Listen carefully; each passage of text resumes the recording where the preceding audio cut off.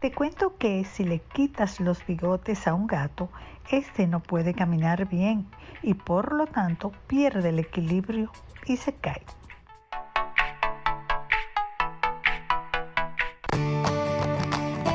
Farmacias Carol presenta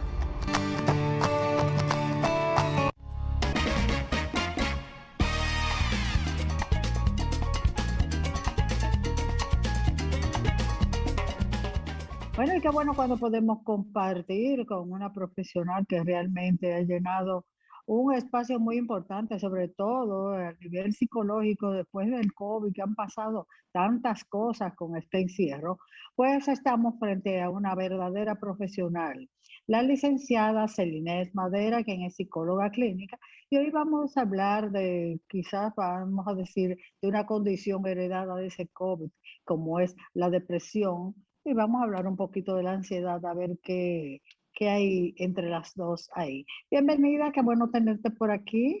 Gracias, Sakia. De verdad que chévere poder compartir con ustedes esta tarde. Bienvenidos a todos tus televidentes, a esas personas que son leales a tu programa. Sí. Placer tenerlos a ellos acá y que ustedes me hayan invitado en esta ocasión. Tú sabes que esta es tu casa. Sabes, Inés, que algo que me preocupa porque últimamente, o de 2 años para acá, estamos escuchando que fulano está deprimido, que fulano no dejó de vivir porque era depresivo. Escuchamos mucho la palabrita depresión. En un día yo diría que las Sí. 24 horas casi siempre. ¿Qué es la depresión? ¿Por qué es que se produce? Mira, Para es comenzar bueno desde... comenzar diciendo que la depresión es una enfermedad mental. Por lo tanto, eso de simplificar la palabra, de cogerla más, vamos a decir, de relajo, con decir de Ujú. que fulano está deprimido, no vengas a deprimirme con esos comentarios, levántate de ahí que tú no tienes nada. Es bueno que este discurso y esta forma de nosotros hablarle a las personas que tenemos alrededor y que puedan estar padeciendo por este estado de salud mental, pues que lo entiendan, porque no es tan simple. La depresión es una enfermedad que limita muchísimo a la persona y que lamentablemente la persona no puede controlar. Por lo tanto, el nosotros decirle a las personas, por ejemplo, levántate, no seas tan haragán, pon de tu parte, eso son cosas tuyas, eso no es la gran cosa, es en vez de ayudarlo, lo que estamos haciendo es presionándolo, creándole más estrés y haciéndolo ver como que esta persona es incapaz de poder tolerar una situación. Aquí es algo que no está en las manos de la persona, porque es un desequilibrio en las sustancias químicas del cerebro. Por eso es que es necesario en muchas ocasiones medicar al paciente, porque la medicación es justamente lo que va a lograr ese equilibrio de esa sustancia que nosotros tenemos en el cerebro para que la persona se pueda regular emocionalmente. Y entonces, en base a eso, nosotros poder trabajarlo. Es bueno también que se sepa que son los psiquiatras los que pueden medicar. Los psicólogos no podemos medicar, sobre todo aquí en la República Dominicana. Esta es una facultad del psiquiatra. Ahora bien, luego de que el psiquiatra lo hace, pues entonces nosotros, los profesionales de la psicología, sí podemos entonces intervenir y hacer ese plan terapeuta que le puede dar un beneficio a ese paciente. Lo importante de esto es que podemos trabajarlo y que la gente sepa exactamente que se puede trabajar, pero también que la gente sepa que hay señales importantes que las personas dan, son como avisos, como notificaciones, por decirlo en el argot virtual, ¿verdad? Digital, ahora sí. Digital, tiene su campanita de aviso, la depresión, por lo cual nosotros podríamos prevenir futuras tomas de decisiones no tan agradables y tal vez fatídicas en algunos de los casos. Entonces, es importante que se sepa que la depresión es una enfermedad como del corazón, como el azúcar, como el asma, como la presión, como cualquier otra, vamos a decir, enfermedad, y que debe de ser tratada por un profesional de la salud mental. Celines, hay algo que quisiéramos que hablara de la evolución de esa depresión, porque muchos dicen, ay, este nació deprimido. ¿Cómo es la evolución? Muchos creen, tienen esa creencia. Yo quisiera que tú nos hablara un poquito de la evolución Mira, de la depresión, ¿cómo va? hay muchas personas que tienen una personalidad depresiva. Se le llama así justamente porque puede tener un componente biológico, genético, puede tener un componente también de lo que es el factor de donde se ha criado, de donde se ha desarrollado su formación de hogar, puede tener también conductas aprendidas. Todos estos factores pueden intervenir a que esa persona se acostumbre a irse por lo que sería un estilo de vida de manera depresiva, con muchos pensamientos negativos, con falta de voluntad, con falta de esperanza, personas que han sufrido algún tipo de trauma, por ejemplo, personas que han sido muy desdichadas desde el punto de vista del largor familiar, ¿verdad? De lo que es un vínculo afectivo, personas que han tenido que forjarse a base de lucha, a base de mucho esfuerzo, mucho sacrificio. Entonces, crean esta personalidad pesimista que por lo regular son conductas aprendidas, pero hay mucho de factor genético, hereditario, que proviene también de personas que han venido o que han padecido de la misma enfermedad. Todo esto se puede conjugar, por eso la importancia de hacer un estudio. Hay test psicológicos que avalan cuáles son esos grados de depresión. Por lo tanto, un grado de depresión leve se puede manejar perfectamente sin necesidad de medicar. Ahora bien, si esto no funciona, pues entonces sí, ya hay que referir para la medicación. Entonces, todo va a depender de cuál sea el grado de depresión, pero comienza justamente con un estrés mal manejado. Yo le llamo a esto la escalera. ¿Por qué? Porque nosotros comenzamos primero con un estrés, ese estrés en el cual nosotros nos anclamos y nos quedamos ahí y nos mantiene nuestro cerebro todo el tiempo a mil. Pensamientos por doquiera, preocupaciones por doquiera, esa necesidad de poder hacer algo porque creemos que va a pasar algo malo. Entonces, de ese estrés pasamos a lo que sería la ansiedad. Todo es una escalera. Vendría siendo el primer escalón el estrés, el segundo escalón sería la ansiedad. Y una mal manejada, pues pasa a la otra. Un estrés mal manejado puede llevarte a una ansiedad, que vendría siendo la gravedad del estrés. Y luego una ansiedad mal manejada, pues entonces caemos en la depresión, que es simplemente la antesala de lo que sería las ideas suicidas. Por lo tanto, todo esto es como una consecuencia de lo otro o una secuencia de lo otro. Entonces, todo esto mal manejado, no tomado en cuenta, no actuado de la manera correcta, no reconocido, pues entonces una cosa lleva a la otra. Y al final, pues entonces está la toma de decisión de no existir más, justamente por ese cúmulo de agotamiento emocional, por ese cúmulo de falta de esperanza, por ese cúmulo de falta de cosas que no han pasado, vivencias, experiencias no muy agradables, que entonces van llevando a la persona a la desesperación. Aquí tengo una preguntita que dice que tú estabas hablando ahorita precisamente de los tipos de depresiones que habían. Entonces Exacto. me llega la preguntita de que si todos los tipos tienen los mismos síntomas, ¿cómo una familia puede apreciar que realmente el paciente o la persona, el familiar o lo que sea, pues está entrando realmente en depresión? Mira, prácticamente todas tienen los mismos síntomas. Lo que hace la diferencia es la permanencia de ese estado de ánimo. Recuérdate que la depresión, la ansiedad, el estrés son trastornos del estado de ánimo. Por lo tanto, lo que va a determinar que estamos ya en una depresión grave es justamente la permanencia de ese estado de ánimo, ese sentirse mal por mucho tiempo.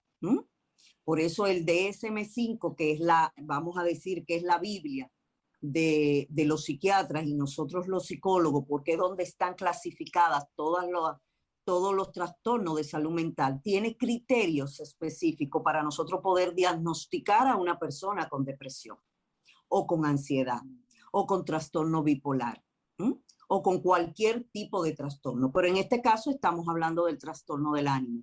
Entonces, para poder clasificar eso, tienen que cumplirse una serie de requisitos que son lo que pueden darnos a nosotros la idea por vía de esos tips que te estuve mencionando ahorita.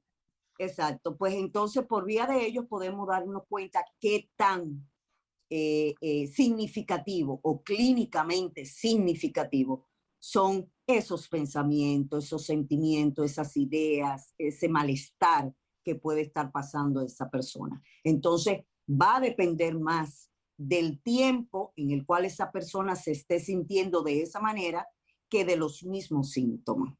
Porque si usted tiene una tristeza de un día, 2 días, eso no es depresión, eso es tristeza. Si usted tiene una melancolía por algo que le pasó, por algún proyecto, algún deseo que no se cumplió, que no pudo ver materializado, eso es un sentido de tristeza y una melancolía por eso que no le ocurrió. Pero luego, si usted lo supera, pues ya pasó.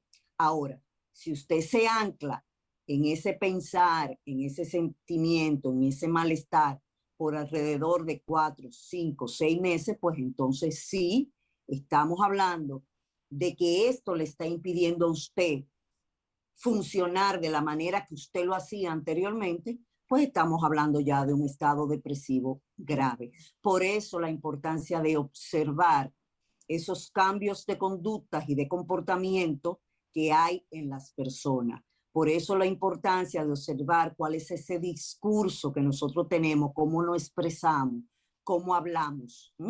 Y por eso también la importancia de nosotros observar cómo nos estamos viendo a nosotros mismos. Entonces, ya ahí sí comienza a darnos señales claras y precisas de que algo malo está sucediendo. Lo que tenemos que hacer es investigar qué es. Tú sabes que algo que me preocupa, que hay muchas personas que creen que la depresión está destinada nada más para adultos y no toman en cuenta el adolescente que está subiendo, que a lo mejor está sujeto a un bullying, están haciendo bullying, a lo mejor en una familia disfuncional completamente, comparándolo con los hermanos, o sea, una serie, y solamente se enfocan de que la depresión nada más es en el adulto que está, y no toman en cuenta al adolescente.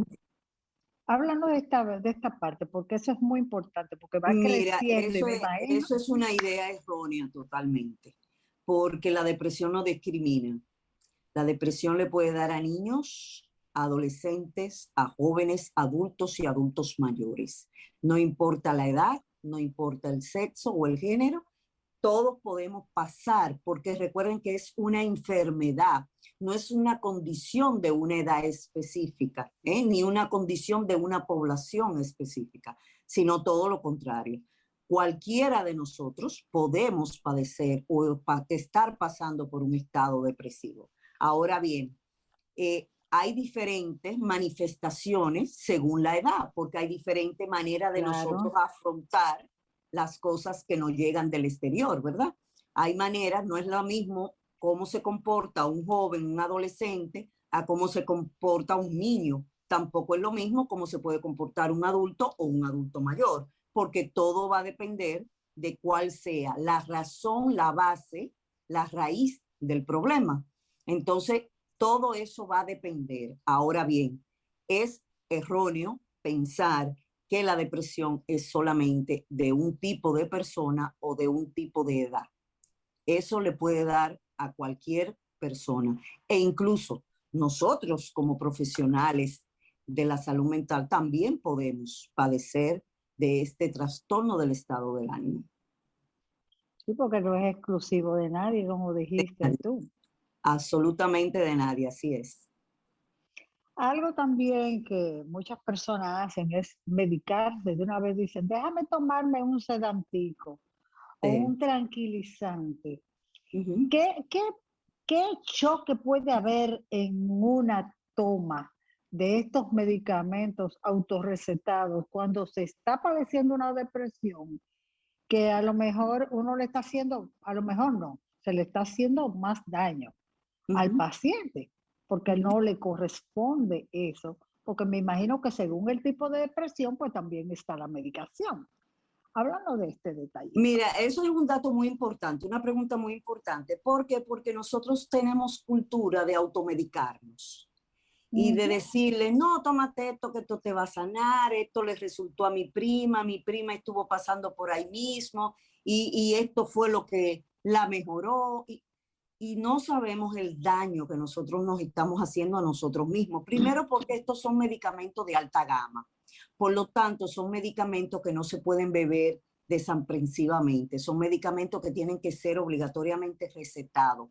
Y no tanto por la adición que pueda tener estos medicamentos, sino porque tienen que ir específicamente designado a lo que es la necesidad de la persona. Pero también se tiene que tomar en cuenta si hay algún tipo de morbilidad con otras enfermedades, o sea, si la persona está tomando otro tipo de medicamento para que no Ujú. haya un toque, ¿verdad? Pero también si la persona tiene otra condición médica, a lo cual puede haber algún tipo de contrarrestar un medicamento con el otro. Entonces, no es recomendable que nosotros nos mediquemos, aunque, mire si esto es tan delicado, que aunque yo haya sido medicada para este tipo de condición anteriormente y lo haya dejado por un tiempo X, no importa el tiempo, para yo poder medicarme de nuevo, lo más recomendable es volver a ir al médico. ¿Por qué? Porque las cantidades varían, el organismo va Ujú. evolucionando, el organismo va transformándose. Por lo tanto, puede ser que anteriormente a mí me indicaban 25 gramos y ahora, en la condición actual que yo esté, necesite menos o necesite más. Por lo tanto, Ujú. lo que estoy haciendo con medicarme con la cantidad que hacía anteriormente, probablemente no me funcione. Entonces, esto es muy delicado. Por eso es bueno que las personas sepan que antes de beberse cualquier medicamento, todos, no importa para lo que sea, consulten un médico, porque todos los medicamentos tienen efectos secundarios. Hasta una aspirina que nosotros bebamos, si no acostumbramos a beberla, pues entonces eso a la corta o a la larga va a tener su efecto. Y mucho más este tipo de medicamentos que Claro. hacen una revolución en nuestro cerebro. Y se alucina también. Bueno, el tiempo siempre se nos agota cuando las cosas están más interesantes. Pero ya para finalizar, le vamos a pedir a la licenciada Celinés Madera, quien es psicóloga clínica, que nos dé un consejo útil para aquellas personas, aquellos pacientes que están deprimidos. Mira, lo primero es reconocer. Si nosotros reconocemos que estamos pasando por una situación que sobrepasa lo que es la capacidad que podemos Ujú. tener de afrontamiento, pues que busquemos ayuda. No es de débil, ni de tonto, ni de personas que no puedan afrontar cosas, sino que es de sabio buscar una ayuda. Eso es lo primero. Y lo segundo, que si son ya diagnosticados con este tipo de trastorno o con este tipo de situación, pues que llevemos los tratamientos tal y cual nos lo indica nuestro médico, que tengamos ese contacto físico con ese doctor, con ese médico, para que podamos de una manera sana poder salir de lo que sería ese proceso y combinar lo que es la psicofarmacología con lo que son las terapias. Eso es parte importante. Bueno, licenciada Celines Madera estuvo con nosotros tratando este tema tan interesante de la depresión. Rapidito, el número de contacto para llamar y hacer la cita. Perfecto. Si es una cita presencial, pues al 829-639-4606. Y si es de manera en el consultorio, Virtual. por decirlo así, o virtual, pues entonces al 809-399-5267. Cualquiera de los dos, pues por ahí nos podemos poner en contacto. Gracias por su tiempo, licenciada. Ya tendremos de nuevo con otros temas de interés que pueden Gracias a ayudar ustedes a por la las familias. invitación. Un saludo a los televidentes y gracias. Feliz resto del día. A usted, a usted. Señor director, vamos a la pausa. Farmacias Carol presentó